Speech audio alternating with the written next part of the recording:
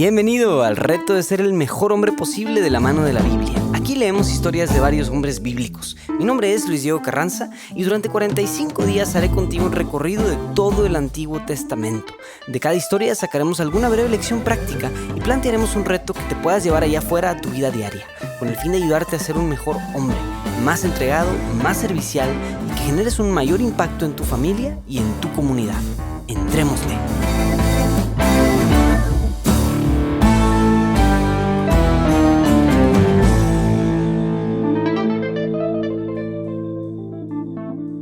Hey, bienvenido al día 43. Son los últimos 3 días de nuestro programa de retos. La verdad no me lo puedo creer. No te voy a negar que parte de mí va a extrañar mucho andar haciendo esto. Ya me acostumbré, ya me gustó mucho y no quiero dejar de hacerlo. Esto ha sido un recorrido muy especial para mí en lo personal. Renovar mi amor por la palabra de Dios, pero también renovar mi gusto por el servicio a mis hermanos, que son todos ustedes y que eres tú, pues. Bueno, pues hoy vamos a dar tú y yo el último pincelazo histórico de lo que sucede con el pueblo de Israel. Es correcto. A partir de aquí prácticamente ya no hay nada que añadir a la historia del pueblo de Israel hasta que llega ya sabes quién. Como vimos, el pueblo regresó. Reconstruyó el templo, luego reconstruyeron las murallas, todo iba muy bien y el pueblo cayó después en una especie de decadencia moral. Y la verdad es que el Antiguo Testamento, que se escribió en hebreo, se acaba allí en términos históricos. O sea, realmente originalmente se acaba en el libro de Nehemías. Ahí termina todo el tema histórico. Digo eso porque hubo una parte al final que no se escribió en hebreo, sino en griego. Y esta parte todavía tiene un poquito más de historia que contarnos. Y en particular los católicos sí consideramos que esa parte que se escribió en griego es palabra de Dios. Hay quienes no lo hacen. Incluso hay judíos que no consideran que es palabra de Dios. Pero nosotros sí. Esta última parte griega nos cuenta la historia, nos mete varios libros, pero entre ellos nos cuenta la historia de cómo el pueblo judío se ubicó entre los últimos grandes imperios del mundo antiguo, los grandes imperios antes de Cristo. Si recuerdas bien, ayer veíamos que el imperio de Babilonia cayó en manos de los medos y los persas. Eventualmente, ellos también cayeron, pero en manos de Alejandro Magno, el emperador de Grecia, el conquistador emperador de Grecia. Entonces Judá cayó bajo el reino de los griegos. Y por ahí del siglo II a.C., los griegos o los gobernantes griegos empezaron a instaurar sus prácticas paganas en Jerusalén. Su tirada era destruir completamente el culto a Yahvé, de modo que hasta metieron estatuas de los dioses griegos en el templo de Jerusalén. Y seguramente habrían logrado su intención, si no hubiera sido por una familia muy particular que no se quedó callada. Vamos a ver la historia de uno de los miembros de esta familia. Un hombre llamado Judas Macabeo. Segundo libro de Macabeos, capítulo 15, versículos del 7 al 27. Exhortación y sueño de Judas.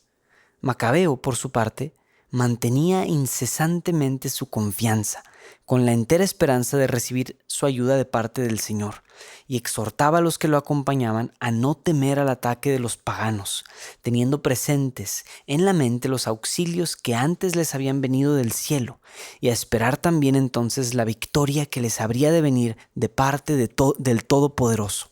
Los animaba citando a la ley y a los profetas, y les recordaba los combates que habían llevado a cabo.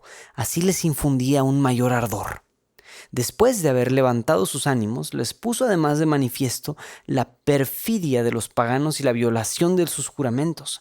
Armó a cada uno de ellos no tanto con la seguridad de los escudos y las lanzas, como con la confianza de sus buenas palabras.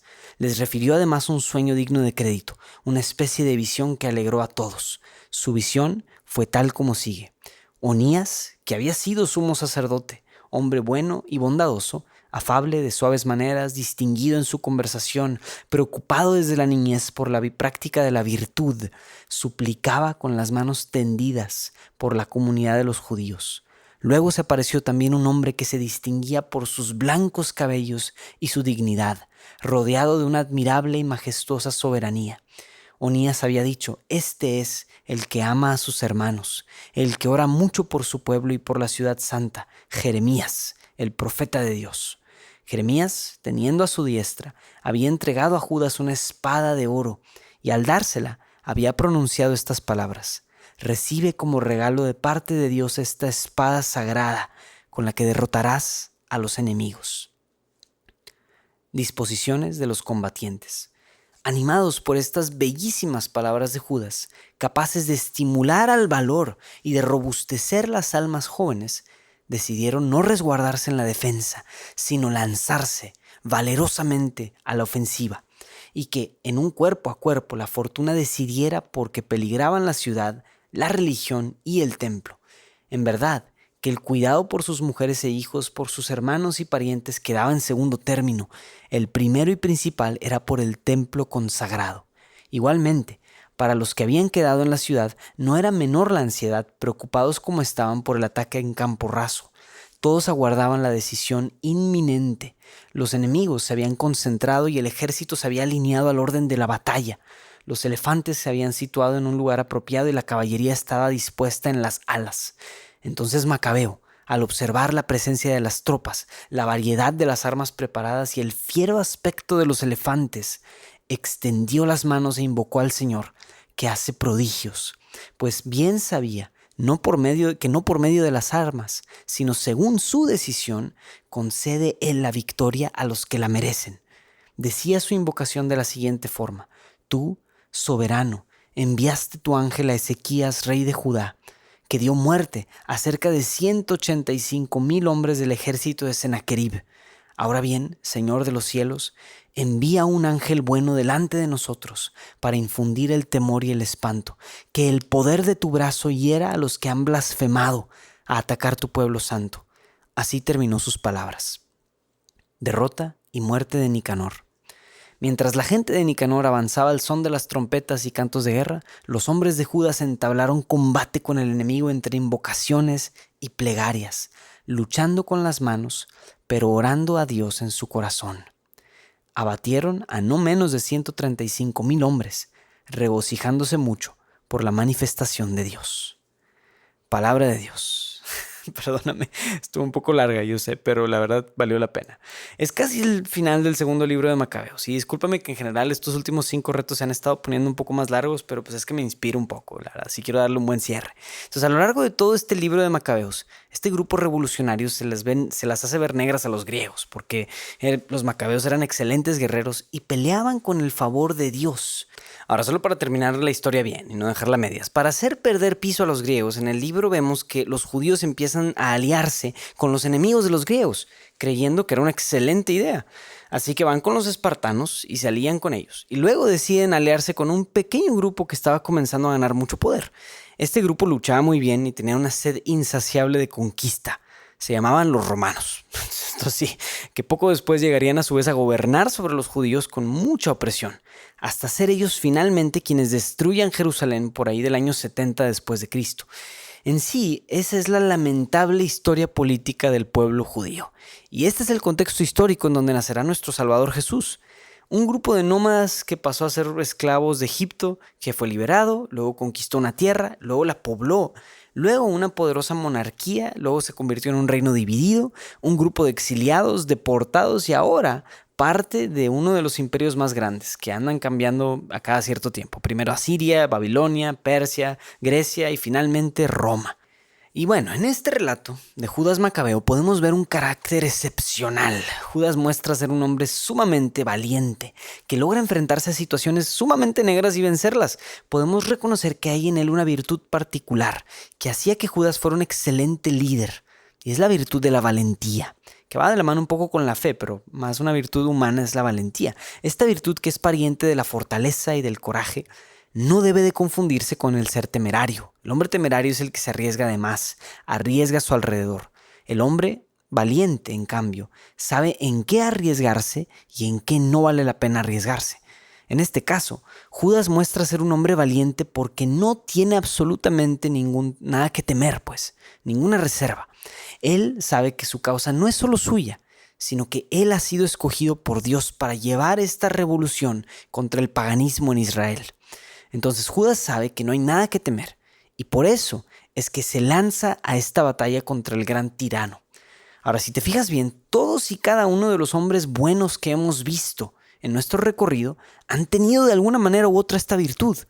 Lo hemos visto en los grandes reyes, que hasta salió citado ahí el buen rey Ezequías, pero lo vemos en David, en Josafat, pero también en hombres como Booz, Tobías, Jacob, Abraham e incluso Elías.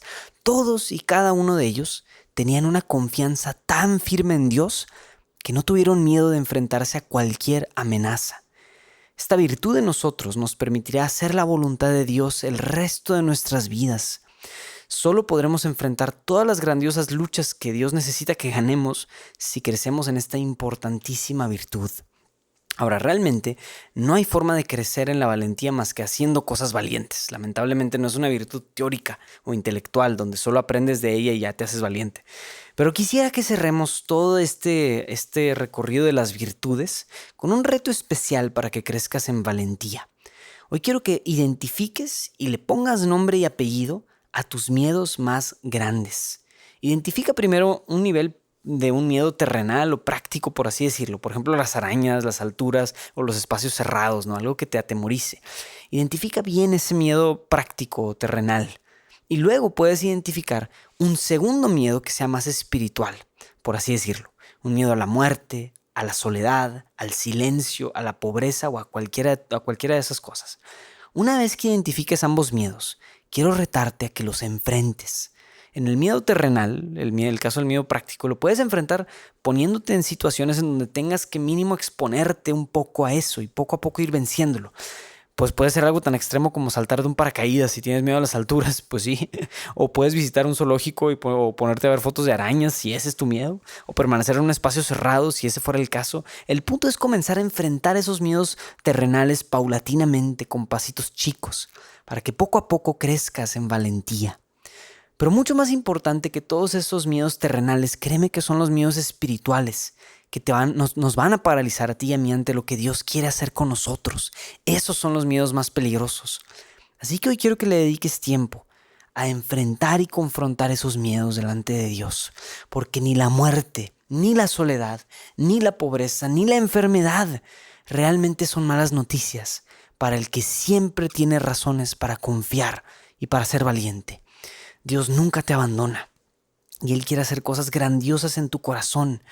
Y esta es la conclusión perfecta para o al menos a mi modo de verlo, para el tema del carácter y de las virtudes. No hay mejor virtud, no hay mejor crecimiento en carácter que el atreverte. Atreverte a cosas grandiosas, a ese gran destino que Dios tiene para tu vida. Atrévete a soñar, atrévete a lanzarte a lo que Dios tiene, a esa misión grandiosa. Pero antes entrégale tus miedos a Dios y sé valiente. Esto ha sido todo por hoy. Te invito a compartir en redes sociales la experiencia que estás viviendo con este programa. Asegúrate de seguirnos desde la plataforma de podcasts y también a darte de alta en la lista de emails en retohombre.jdn.app para que no se te pase ninguno de los días de este programa. También, si quieres compartirme tu experiencia de cómo estás viviendo estos retos, te invito a que me escribas a mi correo personal de luisdiegoelcar@gmail.com. Mi nombre es Luis Diego Carranza, invitándote a seguir siendo el mejor hombre posible. Nos vemos mañana.